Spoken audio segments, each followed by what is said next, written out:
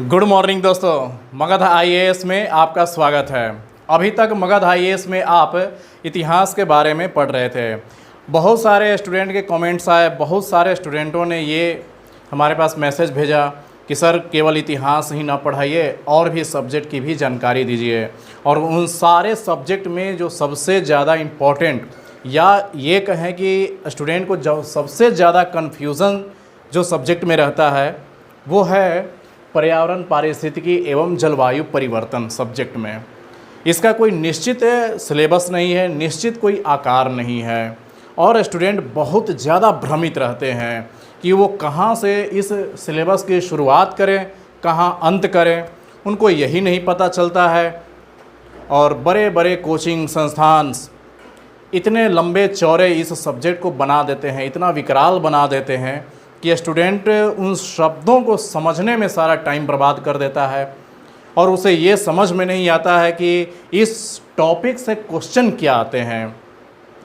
उन्हीं सारी समस्याओं को दूर करने के लिए हम आज आपके लिए लाए हैं ऐसे कॉन्सेप्ट हम लाए हैं कि वो सिर्फ आप कॉन्सेप्ट केवल समझ लें तो आप पर्यावरण पारिस्थितिकी एवं जलवायु परिवर्तन पर जितने भी सारे सवाल आते हैं सिविल सर्विस में या कोई भी स्टेट पीसीएस में, वो आप चुटकी बजाते सोल्व कर देंगे। बस मैं आपको वही ट्रिक समझाने जा रहा हूँ, वही कॉन्सेप्ट समझाने जा रहा हूँ कि सिविल सर्विस में इस चैप्टर से, पर्यावरण चैप्टर से क्या सवाल पूछे जाते हैं। बस दिल थाम कर आप बैठे रहिए और सिर्फ हमें सुनिए और कॉपी कलम ले करके आप बिल्कुल समझिए हमारे कॉन्सेप्ट को।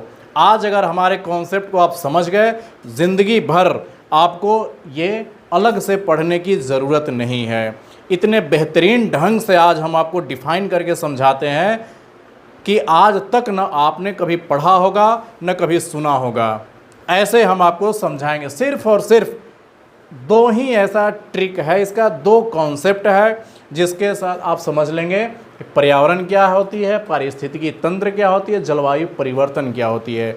इसके परिभाषा में उलझना नहीं है, किसकी कौन खोज किया, क्या होता है। सिविल सर्विस को इससे कोई मतलब नहीं है और ना वो आपको ये सब पूछना चाहता है। आप एक बात का हमेशा ध्यान रखिए कि आप आईएएस बनने जा रहे हैं, न कि विद्वान बनने जा रहे हैं। और आप गलती यही करते हैं कि हर सब्जेक्ट का आप विद्वान बनने लग जाते हैं। विद्वान की ज़रूरत नहीं है आपको सिविल सर्विस में सेलेक्ट होना है, विद्वान नहीं बनना है। तो वही सिविल सर्विस में क्या सवाल पूछे जाते हैं, तो आइए आज हम एक नए टॉपिक लेकर के आए हैं, पर्यावरण पारिस्थितिकी तंत्र, पर्यावरण एवं पारिस्थितिकी तंत्र, जलवायु परिवर्तन। ये देखने में तो तीन अलग अलग नाम हैं, तीन अलग अलग चीज़ें हैं, लेकिन इन सब का उद्देश्य सिर्फ और सिर्फ एक ही जगह पे आके सिमट जाता है। ये सब चाहे जितना भी ब्रॉड हो, चाहे जितना भी फैला हो, उन सब का इसका एक ही जगह पे आगे सिमट जाता है। और वो कहाँ सिमटता है? पृथ्वी पर हमारी। बस सिर्फ आज हम जो आपको समझाने जा रहे हैं इस टॉपिक का आज मूल मंत्र समझ लीजिए। अगले हम 4-5 वीडियो इस पर लाएंगे। इसका आज हमारा पार्ट 1 है। 4-5 वीडियो के माध्यम से आपको पूरे के पूरे पर्यावरण और जलवायु परिवर्तन से जितने भी सारे सवाल आते हैं यूपीएससी में आपसे बनना शुरू हो जाएगा। आज और अभी से ही बनना शुरू हो जाएगा। बस सिर्फ हमारा ये पूरा वीडियो सिर्फ ध्यान से देख लीजिए, ज़िंदगी भर आप नहीं भूलेंगे। तो आइए हम शुरुआत करते हैं आज से नया टॉपिक, पर्यावरण पारिस्थितिकी तंत्र एवं जलवायु परिवर्तन। बस इसको पढ़ने के लिए सिर्फ और सिर्फ दो ही कॉन्सेप्ट आपको विकसित करने हैं, सिर्फ दो कॉन्सेप्ट। हम अपने पुराने स्टूडेंट को बता भी चुके हैं मॉडर्न हिस्ट्री कैसे पढ़ा जाता है। मॉडर्न हिस्ट्री भी सिर्फ और सिर्फ दो ही तरीके से पढ़ा जाता है। एक पहला तरीका होता है कि हम गुलाम कैसे बने और दूसरा तरीका था कि हम आज़ाद कैसे हुए। बस यही दो कॉन्सेप्ट पर पूरे मॉडर्न हिस्ट्री टिकी हुई है। वही हम ट्रिक यहाँ भी अपनाते हैं कि ये पूरे पर्यावरण पारिस्थितिकी तंत्र जलवायु परिवर्तन सिर्फ और सिर्फ दो ही कॉन्सेप्ट पर टिका हुआ है। बस सिर्फ दो कॉन्सेप्ट आप याद कर लीजिए, समझ लीजिए, बस सारे के सारे सवाल आपको सोल्व होना शुरू हो जाएंगे। और मैं दावे के साथ कहता हूं कि अभी 10 मिनट 15-20 मिनट के बाद आप जब प्रीवियस ईयर्स के क्वेश्चन पेपर देखेंगे तो आपको समझ में आ जाएगा कि हाँ आज का वीडियो कितना लाभदायक रहा आपके लिए। तो आइए हम पढ़ते हैं। पर्यावरण और जलवायु परिवर्तन, इन चीज़ों को समझने के लिए सिर्फ 2 ही कॉन्सेप्ट है। कहाँ से यूपीएससी सवाल देती है? सिर्फ 2 ही कॉन्सेप्ट है, वहाँ से सवाल आते हैं। इस पूरे चैप्टर को पढ़ने के लिए सिर्फ 2 कॉन्सेप्ट आपको पढ़ना है। पहला कॉन्सेप्ट ये पढ़ना है आपको कि पृथ्वी के साथ साथ इस पर बसे हुए सभी सजीव निर्जीव चीज़ों का संरक्षण करना। बस इस पूरे चैप्टर का एक कॉन्सेप्ट ये है कि इस पृथ्वी पर जितने भी प्राणी बसे हुए हैं, जितने भी प्राणी बसे हुए हैं, इन सब का संरक्षण करना है। बस पहला कॉन्सेप्ट यही याद रखना है। और जो भी इस पर बसे होंगे 2 ही होंगे, या तो सजीव होंगे या तो निर्जीव होंगे, या तो प्रकृति के द्वारा बनाए हुए होंगे या तो मनुष्य निर्मित होंगे। इस धरती पर यही 2 चीज़ तो देखने के लिए मिलता है, या तो प्रकृति ने बनाया हो या तो मनुष्य ने बनाया होगा, या तो वो सजीव होगा या तो निर्जीव होगा। बस यही तो 2 चीज़ बनाया है। प्रकृति ने अभी तक सजीव और निर्जीव दोनों बनाए हैं, मनुष्य ने सिर्फ और सिर्फ अभी तक निर्जीव वस्तुएं ही बनाई है। हालांकि सजीव वस्तुओं पर भी काम चल रहा है।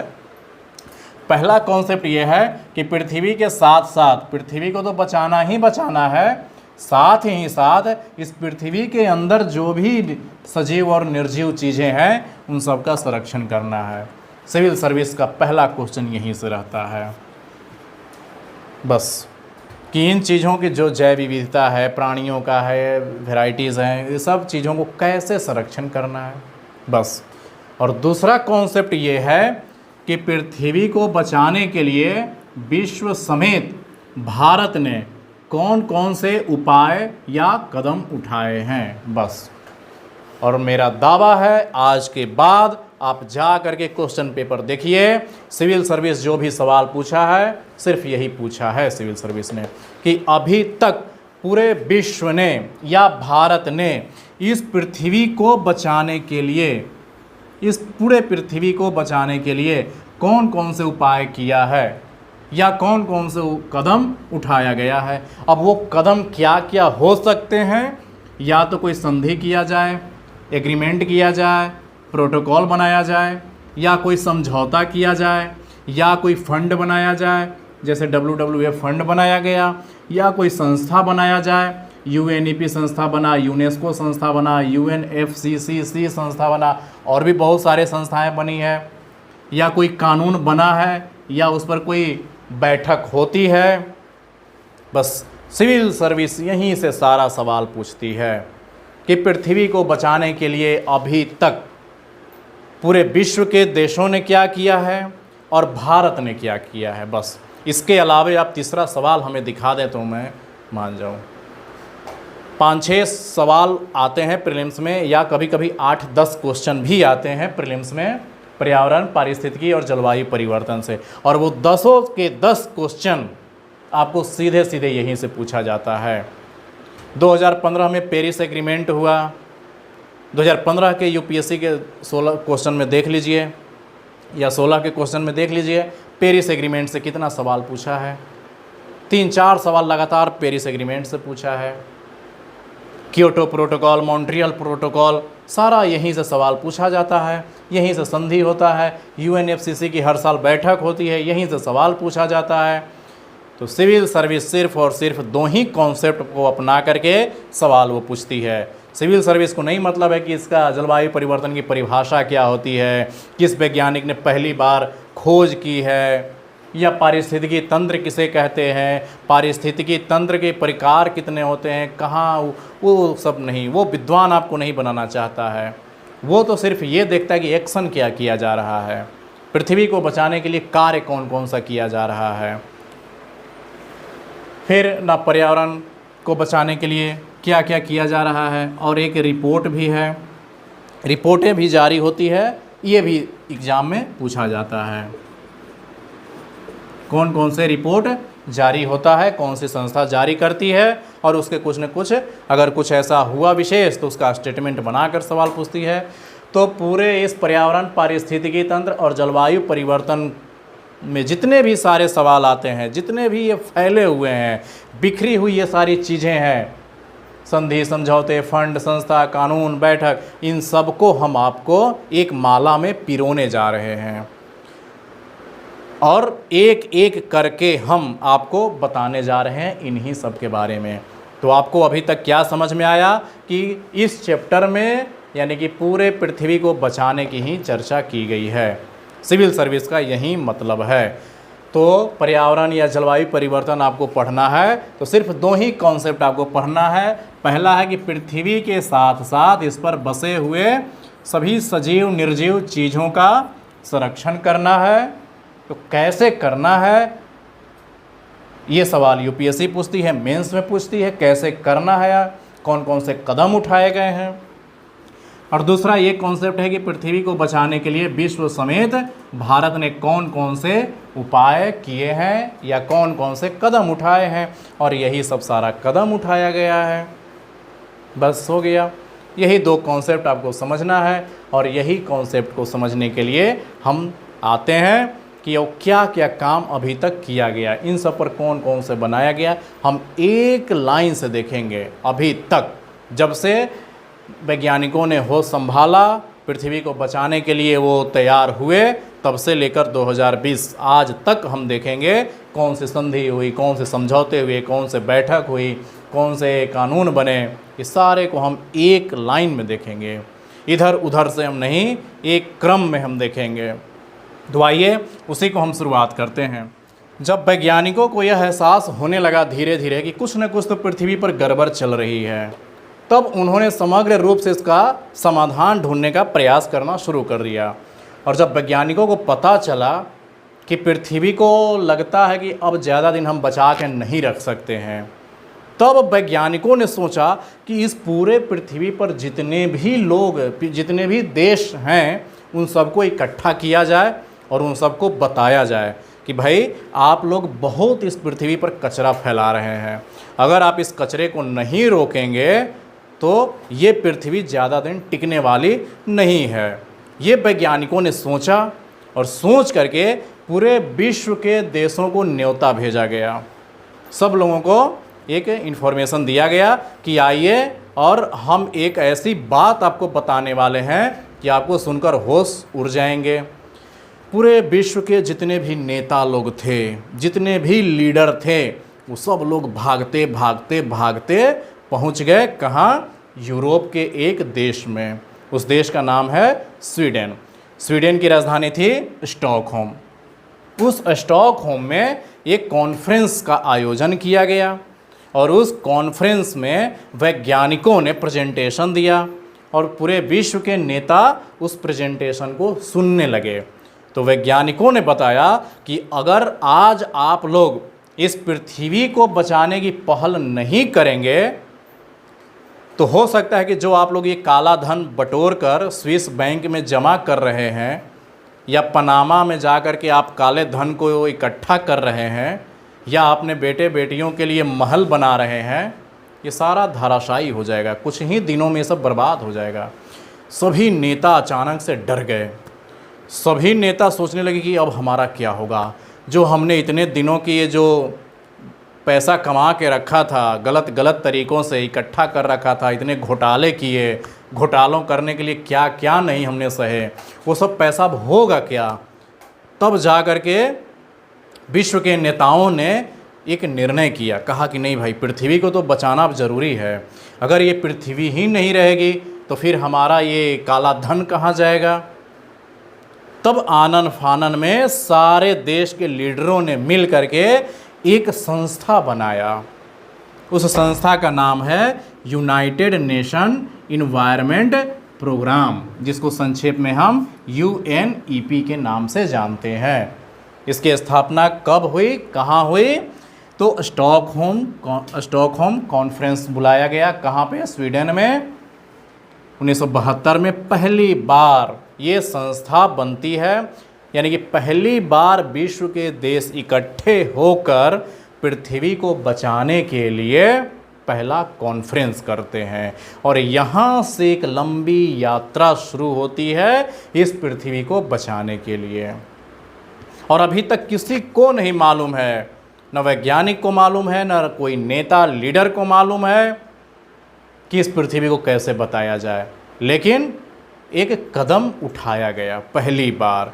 इसके पहले न कोई प्रयास किया गया सामूहिक रूप से, ना ही कोई इसके लिए कोई फंड बनाया, कुछ नहीं किया नेताओं ने। लेकिन जब वैज्ञानिकों ने बताया तब जा कर के नेताओं को ये सुधि आई। खैर जो भी कुछ हुआ, तो पहली बार एक संस्था बनाया गया, यूनाइटेड नेशन इन्वायरमेंट प्रोग्राम की स्थापना की गई। इसकी स्थापना की गई और हेड क्वार्टर कहाँ रखा गया? नैरोबी। नैरोबी कहाँ है? अफ्रीका का एक छोटा सा देश है, केन्या। केन्या की राजधानी है नैरोबी, वहाँ इसका स्थापना किया गया। अब इस संस्था को स्थापना क्यों किया गया भाई? तो इसको स्थापना दो उद्देश्य को लेकर के किया गया। पहला ये कि इस पृथ्वी पर जितने भी पर्यावरणीय घटनाएं घटेगी उसका ये अवलोकन करेगा, उसको ये देखेगा। और दूसरा ये काम था कि अब जितने भी कॉन्फ्रेंस होंगे, जितने भी पृथ्वी को बचाने के लिए जितने भी कॉन्फ्रेंस होंगे, वो सब यूएनईपी हर साल इसका एक कॉन्फ्रेंस आयोजित करेगा। यानी कि पूरे विश्व के नेताओं को हर साल एक बार ये कॉन्फ्रेंस करेगा और सभी देशों के नेताओं को वहाँ जाना होगा और फिर ये बताएगा कि पृथ्वी की अब हालत कैसी है, स्वस्थ हुई अभी भी या अभी भी अस्वस्थ ही है। तो दो काम इसका सौंपा गया। पहला काम ये सौंपा गया यूएनईपी को कि हर साल इसको एक कॉन्फ्रेंस आयोजित करनी ही करनी है, और दूसरा ये कि पृथ्वी के बारे में समग्र जानकारी पूरे विश्व के नेताओं को देना है, इसको सभी देशों के पास पहुंचाना है। तो यहाँ से अब एक लंबी यात्रा शुरू होती है 1972 से। तो 72 में इसकी पहली बैठक हुई, 73, 74, 75, 76, 77, 78, 79, 80, 81, 82, 83, 84 हर साल इसकी बैठक होती गई। यानी कि हर साल ये यूएनईपी पर्यावरण को बचाने के लिए हर साल ये जगह जगह पे अपना बैठक करती रही, लेकिन कोई निष्कर्ष नहीं निकला। तब जाकर के वैज्ञानिकों को एक और नई बात पता चली। वैज्ञानिकों को ये बात पता चली कि पृथ्वी धीरे धीरे गर्म हो रही है और पृथ्वी पर कैंसर के मरीजों की संख्या दिनों दिन बढ़ती जा रही है। अब वैज्ञानिकों को होश उड़ गए। तब जाकर के वैज्ञानिकों ने फिर पूरे विश्व के नेताओं को कहा कि हमने एक नई चीज़ को पता लगाया है, अगर आप लोग नहीं अगर इस समय चेते तो सब लोग बर्बाद हो जाइएगा। तो क्या भाई बताया? वैज्ञानिकों ने बताया कि पृथ्वी के ऊपर एक समताप मंडल होता है और इस मंडल में एक लेयर होता है जिसे ओजोन लेयर के नाम से जानते हैं। और इस ओजोन लेयर में सूर्य से आने वाली जो बड़ा बैगनी किरणें हैं, अल्ट्रावायलेट, ये इसमें छिद्र करके और ये पृथ्वी पे पहुंच रही है। और जिस पर ये अल्ट्रावायलेट किरण पहुंच गई, जिसके शरीर पे पहुंच गया, उसको कैंसर हो जाएगा। ये वैज्ञानिकों ने सूचना दिया। कब दिया? 1985 में दिया। अब यूएनईपी 1985 में सम्मेलन बुलाया और पूरे विश्व के नेताओं को बताया कि भाई ओजोन छिद्र हो रहा है, अब इसको रोकना बहुत ज़रूरी है। अगर नहीं रुका तो सब जो काला धन जमा किए हुए हैं वो सब हॉस्पिटल में जाकर दे दीजिएगा और डॉक्टर फिर माला माल हो जाएंगे। आप इधर घोटाला करिएगा, पकड़ाइएगा तो जेल में जाइएगा और फिर उसके बाद भी कैंसर हो जाएगा और सारा पैसा डॉक्टर को दे आएंगे आप। तो क्या घोटाला करने से फ़ायदा? पूरे विश्व के देश के जितने भी सारे लीडर थे सब डर गए। हमारे देश के भी बड़े बड़े लीडर थे उसमें शामिल थे, वो भी डर गए कि भाई ये करोड़ों अरबों की जो हमने जायदाद इलीगल बनाई थी उसका क्या होगा अब। तब सारे देश के लीडरों ने वैज्ञानिकों से पूछा कि बताओ भाई अब हम क्या करें। तो आपको याद रखना है, दूसरा जो सम्मेलन हुआ वियना कॉन्फ्रेंस के नाम से जाना गया। दूसरा नहीं कह सकते इसको, 72 से लेकर हर साल होता ही रहा, लेकिन हमारे लिए इम्पोर्टेंट यही हुआ। उसके बीच में पहले में कुछ नहीं हुआ। तो 1985 में जा कर के वैज्ञानिकों ने बताया, पूरे विश्व के लीडरों को बताया कि ओजोन परत को बचाने के लिए कुछ पहल करनी होगी आपको। अगर ये छिद्र अगर वैसा ही होता रहा तो सब आप जितने धनवान लोग हैं वो सारे के सारे लोग टपक जाएंगे। अब पूरे विश्व के सारे नेता डर गए, डरे डरे वैज्ञानिक के पास गए कि बताओ भाई इसका समाधान बताओ, क्या करें। तो पूरे विश्व के नेताओं ने 2 साल का टाइम दिया वैज्ञानिकों को कि हम 2 साल का टाइम देते हैं, आप हमको बताइए कि हम वो कौन सा उपाय करें कि है ये पृथ्वी जो ओजोन लेयर है इसका छिद्र बंद हो जाए।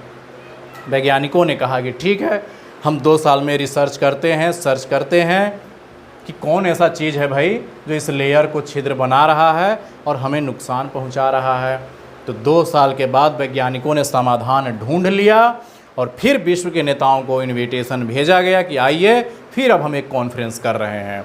तो यूएनईपी ही ये सब कॉन्फ्रेंस आयोजित यूएनईपी ही कर रहा है। तो यूएनईपी ने फिर 86 में भी किया, 87 में भी किया। तो 87 में जा कर के फिर एक कॉन्फ्रेंस किया जाता है। कहाँ पे? मॉन्ट्रियल में। मॉन्ट्रियल एक शहर है, कनाडा का एक शहर है।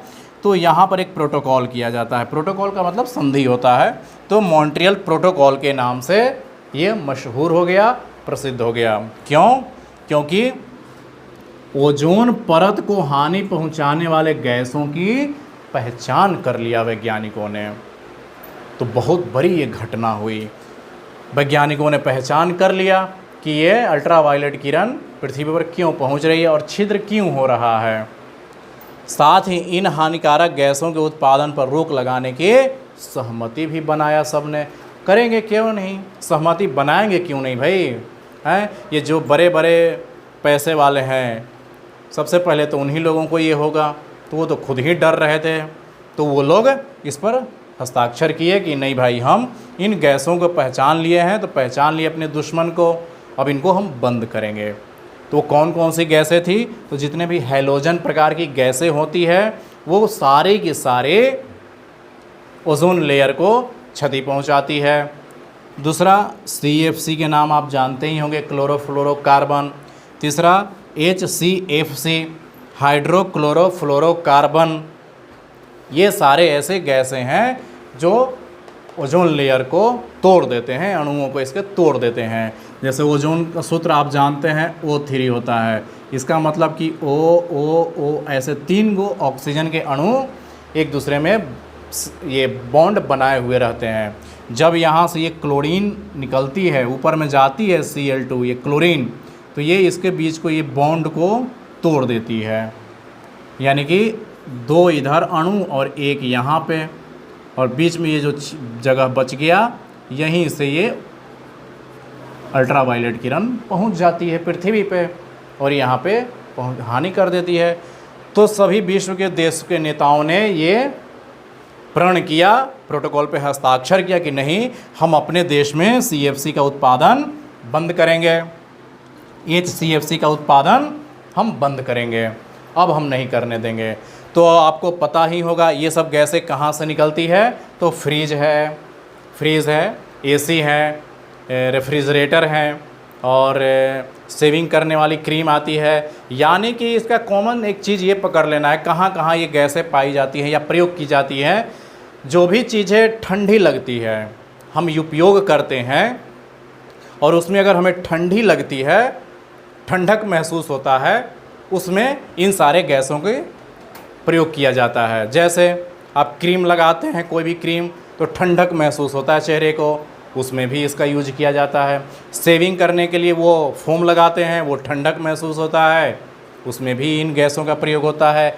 AC में AC चलाते हैं तो AC का काम ही है ठंडा, तो ठंडा वो प्रदान कैसे करता है, इन्हीं गैसों को वो छोड़ा जाता है, तो आपको ठंडा लगता है। फ्रिज में ठंडक रहती है, तो जहाँ भी ठंडक के लिए प्रयोग किया जाता है गैसों को, तो इन्हीं गैसों को प्रयोग किया जाता है। तो उन सारे चीज़ों को प्रतिबंधित किया गया कि नहीं, अब हम फ्रिज का यूज़ तो करेंगे लेकिन इन गैसों का प्रयोग नहीं करेंगे। तो इनके जगह पे दूसरे गैसों का प्रयोग किया जाना शुरू कर दिया गया। तो ये बहुत बड़ी उपलब्धि हुई, बहुत बड़ी ये खोज हुई। तो कई बार, हजारों बार एग्ज़ाम में मॉन्ट्रियल प्रोटोकॉल के बारे में पूछा जा चुका है कि मॉन्ट्रियल प्रोटोकॉल किस चीज़ से संबंधित है।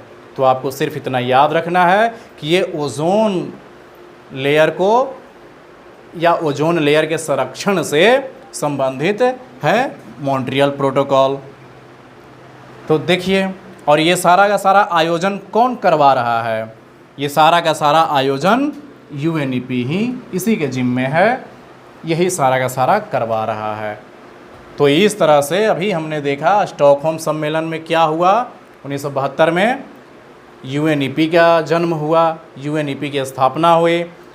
फिर इसके बाद वियना कॉन्फ्रेंस में ओजोन परत की पहचान की गई या बचाने के लिए पहला बैठक किया गया, और उसी के 2 साल के बाद ये ओजोन लेयर को बचाने के लिए गैसों की पहचान की गई और उसको प्रतिबंधित करने के लिए एक प्रोटोकॉल हुआ, हस्ताक्षर किया गया। और इसको लागू कब किया गया था? लागू किया गया था 16 सितंबर 1987 को। इसीलिए हर साल 16 सितंबर को ओजोन दिवस मनाया जाता है। PCS में हज़ारों बार ये एग्ज़ाम में पूछ चुका है ओजोन दिवस कब मनाया जाता है, हज़ारों बार ये पूछ चुका है, बहुत ही प्रिय क्वेश्चन है। तो देखिए, UPSC सिर्फ यहीं से पूछना शुरू करती है कि प्रीलिम्स में खास करके कि पृथ्वी को बचाने के लिए पूरा विश्व समुदाय या भारत कौन कौन सा कदम उठाया है। तो विश्व समुदाय एक तो प्रोटोकॉल यहीं पर अब आ गया, और यहाँ से हज़ारों बार UPSC ने सवाल पूछा है। अब आपका एक काम आज है, आप जाइए अपने रूम में, अपने देखिए पिछले 10 साल 20 साल का जो भी आपके पास पेपर हो सिविल सर्विस का, वो उठा करके देख लीजिए। यहीं से सारा का सारा सवाल आपसे पूछा जाएगा। कौन से संधि हुआ, कौन से प्रोटोकॉल हुआ, कौन से समझौता हुआ, कौन सी बैठक हुई, इसके अलावा और कहीं से क्वेश्चन नहीं होता है।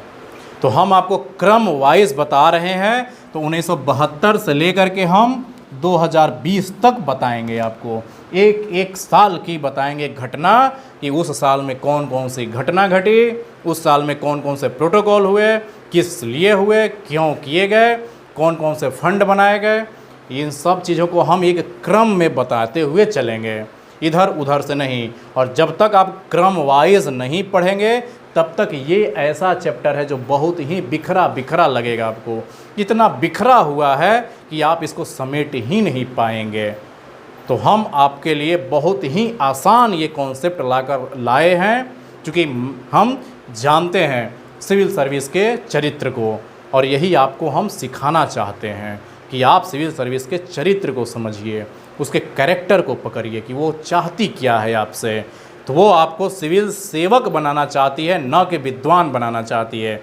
आप इनके परिभाषाओं में मत उलझिए कि जलवायु परिवर्तन में क्या परिभाषा क्या है, खोज किसने किया, पारिस्थितिकी तंत्र की परिभाषा क्या है, खोज किसने किया, पर्यावरण किसे कहते हैं, इसकी परिभाषा क्या होती है। इन सब की परिभाषाओं में उलझने की ज़रूरत नहीं है, और न ही मोटे मोटे ग्रंथ पढ़ने की ज़रूरत है। सिर्फ आपको अपने माइंड लगाना है इन 2 कॉन्सेप्ट पर। मोबाइल में सर्च कीजिए, एक क्रम से सारे के सारे पढ़ डालिए, सब चीज़ आपको दिमाग में सेट हो जाएगा। तो हम ये आज पहला वीडियो लाए हैं, इसके बाद 3-4 वीडियो आएगा। 3-4 वीडियो में हम कवर करेंगे कि 1972 से लेकर के 2020 तक पूरा विश्व समुदाय के साथ साथ भारत सरकार ने इस पृथ्वी को बचाने के लिए कौन कौन से उपाय किए हैं, और यहीं से सारा सवाल आपसे पूछा जाता है प्रीलिम्स में, इससे कहीं बाहर नहीं पूछा जाता है। तो धैर्य के साथ आप हमारे YouTube चैनल को लाइक कीजिए, सब्सक्राइब कीजिए, ताकि आपको समय समय पे नोटिफिकेशन मिलता रहे। और भी कोई और सब्जेक्ट पर अगर आपकी कोई और क्वेरीज़ हो या वो सब्जेक्ट समझ में नहीं आता है, आप हमें कमेंट बॉक्स में लिख कर भेजें। हम आपके लिए वो सरल से सरल उपाय बताएंगे, सरल से सरल कॉन्सेप्ट समझाएंगे जो आपको कहीं भी नहीं समझाया जाता है। धन्यवाद दोस्तों।